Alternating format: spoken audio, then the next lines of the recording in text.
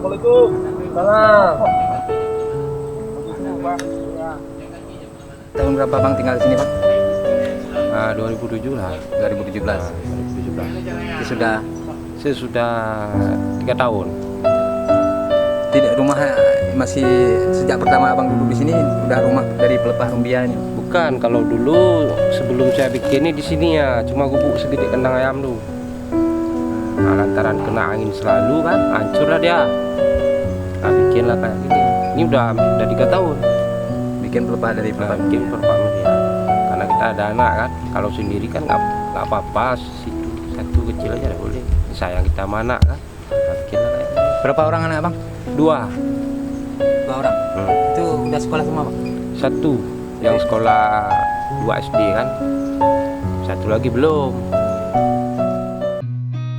I've seen a lot of change, been through a lot of pain. Some things are not the same as they were a year ago, but all will be okay.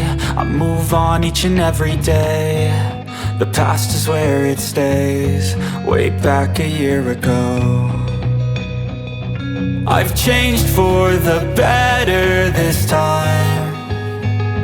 I thought I would never be fine.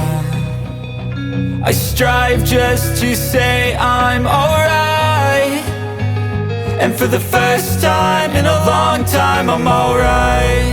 I've seen a lot of change, been through a lot of pain.